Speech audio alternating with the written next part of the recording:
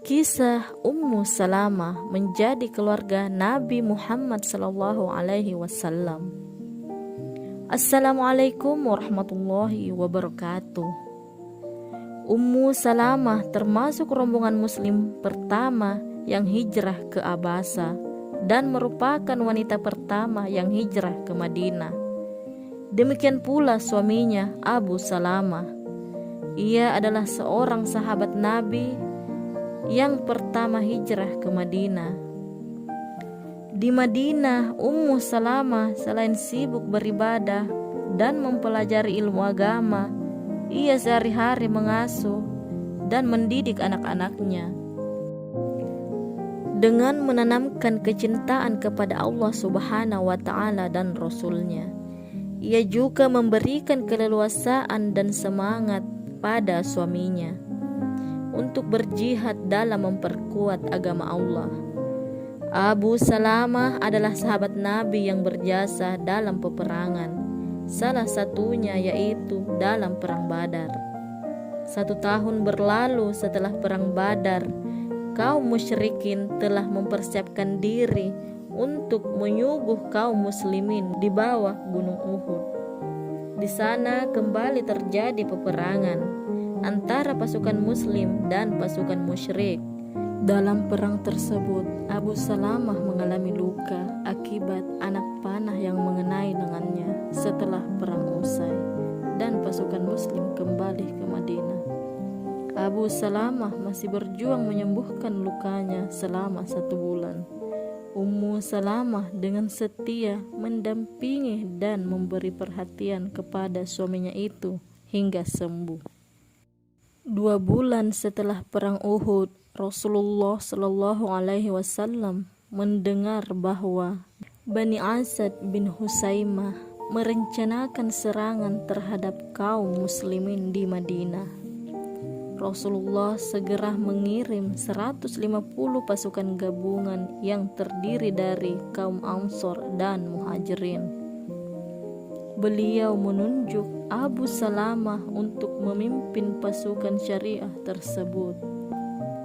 Syariah adalah perang yang tidak dihadiri langsung oleh Rasulullah dan dipimpin oleh Salamah, seorang sahabat.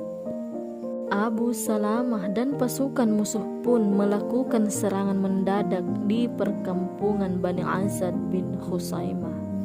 Akibat serangan ini, musuh pun kocar-kacir. Pasukan musuh pun berhasil membawa rampasan perang. Mereka lalu kembali ke Madinah dengan selamat dan tanpa harus bertempur. Abu Salamah kembali ke Madinah dengan membawa kemenangan, tetapi luka yang dialami setelah perang Uhud dulu kambuh lagi. Ummu Salamah dengan setia menemani dan merawat suaminya itu.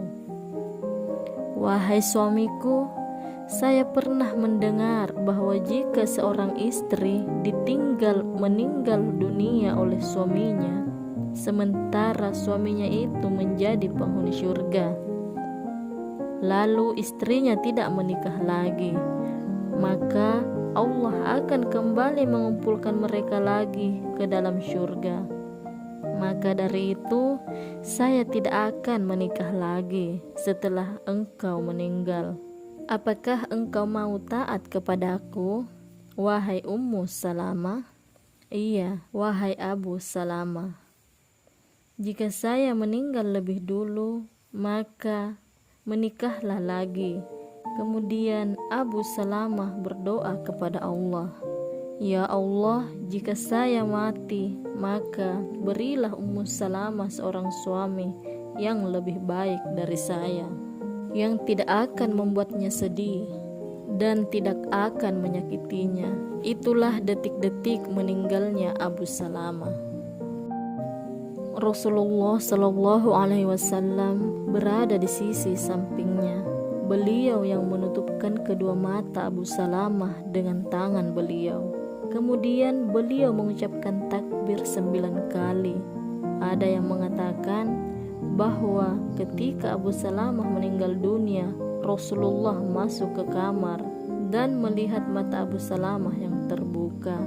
Maka beliau menutupkannya dengan tangan beliau, lalu berkata, "Sesungguhnya ketika ruh ditarik dari jasad, mata mengikutinya." Mendengar kepastian meninggalnya Abu Salamah, para keluarga bersedih.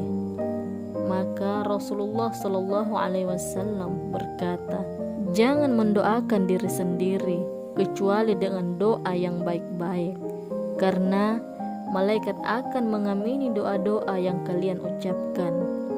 Ya Allah, ampunilah dosa Abu Salamah, tinggikanlah derajatnya bersama orang-orang yang mendapat petunjuk-Mu. Berilah pengganti yang baik bagi segenap keluarga yang ditinggalkannya. Ampunilah dosa kami dan dosanya. Wahai Tuhan semesta alam, lapangkanlah kuburnya serta berilah cahaya yang menerangi di dalamnya." Ummu Salamah begitu sedih saat suaminya wafat, dan dia teringat Abu Salamah pernah menyampaikan sebuah hadis Nabi Shallallahu Alaihi Wasallam yang membuat ia bahagia. Jika seorang muslim mendapat musibah lalu mengucapkan apa yang diperintahkan kepadanya, "Ya Allah, berilah saya pahala atas musibah ini dan berilah pengganti yang lebih baik darinya," maka Allah memberinya ganjaran dalam musibahnya dan menggantinya dengan yang lebih baik. Ketika Abu Salamah meninggal dunia, Ummu Salamah mengucapkan doa tersebut. Namun setelah itu, ia terdiam merenungkan ucapannya. Ada kebimbangan di dalam hatinya dan dia bertanya kepada dirinya sendiri, siapakah yang lebih baik dari Abu Salamah? Selalu terbesit pertanyaan itu ketika Ummu Salamah berdoa, tetapi ia terus mengucapkan doa tersebut. Ketika masa iddah Ummu Salamah selesai, datang para sahabat melamarnya. Kala itu Abu Bakar radhiyallahu anhu meminangnya, tetapi Ummu Salamah menolak. Kemudian giliran Umar radhiyallahu anhu meminangnya, tetapi ia tetap menolak. Ummu Salamah dengan sopan menolak kedua lamaran tersebut. Tak lama kemudian Rasulullah Shallallahu Alaihi Wasallam mengutus seseorang untuk menyampaikan pinangannya. Pada mulanya Ummu Salamah berkeberatan. "Selamat datang wahai utusan Nabi, tolong sampaikan kepada Rasulullah Shallallahu Alaihi Wasallam bahwa saya adalah wanita yang sangat pencemburu dan mempunyai banyak anak, serta saya pun sudah tua. Sesungguhnya Ummu Salamah tidak menolak lamaran Nabi Shallallahu Alaihi Wasallam karena menjadi istri Nabi adalah kemuliaan yang begitu besar. Namun ia merasa tidak muda lagi dan mempunyai anak-anak yang masih kecil, serta takut merepotkan keluarga Nabi Shallallahu Alaihi Wasallam." Alasan Ummu Salamah itu kemudian dijawab oleh Rasulullah Shallallahu Alaihi Wasallam melalui utusannya. "Wahai Ummu Salamah, Nabi mengatakan bahwa persoalan engkau mempunyai anak-anak kecil, maka Allah yang mencukupi kebutuhan anak-anakmu. Persoalan engkau sangat pencemburu, maka saya berdoa kepada Allah Subhanahu wa Ta'ala agar Allah Subhanahu wa Ta'ala menghilangkan kecemburuan itu. Jika engkau merasa sudah tua, sesungguhnya saya lebih tua darimu." Mendengar jawaban tersebut, Ummu Salamah berkata kepada putranya, "Wahai putraku, bangkitlah dan terimalah pinangan Rasulullah Shallallahu Alaihi Wasallam untuk menikahiku." Ada yang mengatakan putra Ummu Salamah yang menjadi wali nikahnya adalah Umar bin Abu Salamah. Ada pula yang mengatakan walinya adalah Salamah bin Abu Salamah. Akhirnya terjadilah pernikahan yang penuh berkah. antara Rasulullah Shallallahu Alaihi Wasallam dengan Ummu Salamah radhiyallahu anha. Pernikahan tersebut terjadi pada tahun 4 Hijriah. Sungguh Allah telah menggantikan diriku dengan seseorang yang lebih baik dari Abu Salamah, yakni Rasulullah Shallallahu Alaihi Wasallam. Sejak awal Ummu Salamah dengan mudah dapat beradaptasi dan menjalankan perannya dalam mengurus rumah tangga dengan baik. Dengan gigih ia berusaha dapat membahagiakan dan menyenangkan Rasulullah Shallallahu Alaihi Wasallam. Selain memiliki paras yang cantik, menurut Aisyah, ia juga telah dihilangkan kecemburuannya oleh Allah Subhanahu wa Ta'ala. Tidak ada rasa cemburu dalam diri Ummu Salamah terhadap istri-istri lainnya.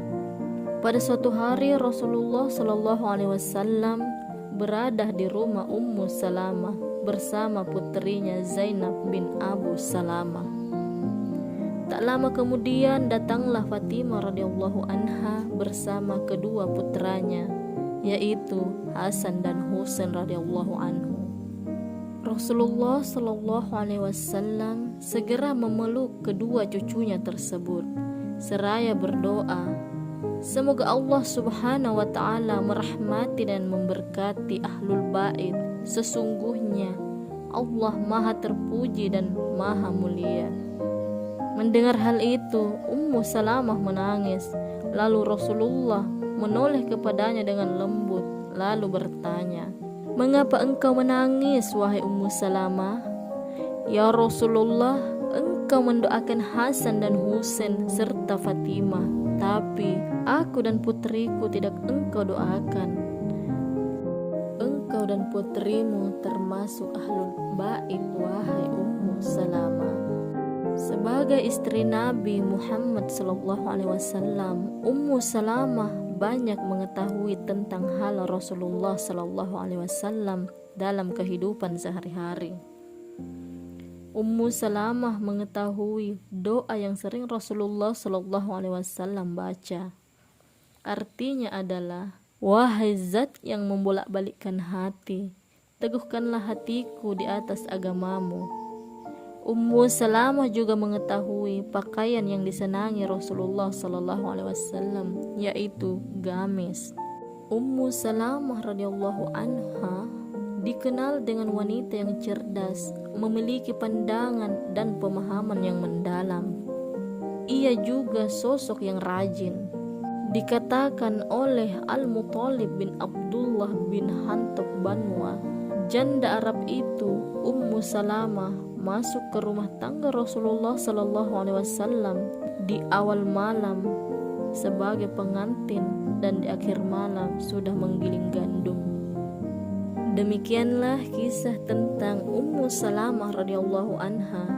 Hikmah yang bisa diambil antara lain, yang pertama, keimanan melekat dengan ujian. Di mana ada iman, di situ ada ujian. Yang kedua, harus yakin dengan janji Allah. Wallahu a'lam bishawab. Assalamualaikum warahmatullahi wabarakatuh.